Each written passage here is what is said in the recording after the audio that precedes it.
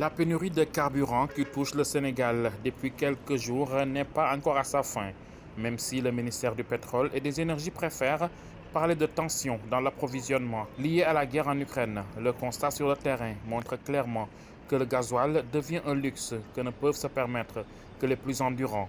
Aujourd'hui, pour espérer s'approvisionner, il ne suffit plus d'avoir que son argent. Il faut non seulement se lever de bonne heure, mais aussi être persévérant dans cette quête du liquide précieux. La pénurie de gasoil là, ça ne peut pas continuer parce que très sincèrement, hier, de 18h à 23h, j'étais en train de chercher du gasoil. C'est inacceptable dans un pays normal. Il y a le bouchon, il y a moins de fric, il y a moins de clientèle. Et puis tu passes 4 heures de temps pour chercher uniquement gasoil. C'est inacceptable. C'est inacceptable. Hier, j'ai fait pratiquement le tour de Dakar. J'ai pas pu trouver que quelques litres. Bon, vrai calvaire, hein, là, on a toute la peine du monde hein, pour trouver du carburant. D'ailleurs, je viens de sortir de station Total pour avoir. Bon, j'ai eu la chance de trouver quelque chose quand même. J'ai fini le plein et je compte vraiment en trouver encore. Oui. Mais je ne suis pas rassuré de toutes les façons. Je suis venu jusqu'ici pour retrouver du carburant. Je viens de la ville comme ça. Et là-bas, il n'y a rien du tout. Un ami m'a signalé la disponibilité de l'essence ici. Et voilà, je suis là. Et j'ai même averti des amis.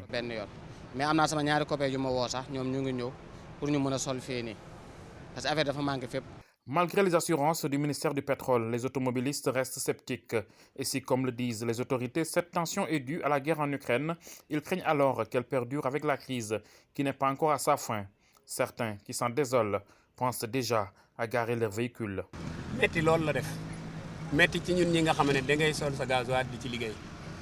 C'est dur pour nous qui travaillons avec le carburant. J'ai fait un détour pour pouvoir venir ici et faire le plein. J'y ai mis tout mon argent pour ne pas avoir de mauvaises surprises. À cause du manque de carburant, on perd beaucoup de temps à en chercher. Économiquement, ce n'est pas bon pour nous. Économiquement, arrangé. Et si ça continue comme ça on garde les véhicules. Hein. Si ça continue, ouais, tout le monde va on va garder les véhicules. Hein. Parce qu'on ne peut pas circuler sans carburant. Il faut avoir du carburant pour pouvoir circuler. Malgré le manque de carburant, on peut espérer que la menace s'éloigne. Des navires de carburant sont en train d'être déchargés au port de Dakar. Après quoi, l'acheminement se fera au niveau des stations-service qui, à leur tour, serviront les automobilistes.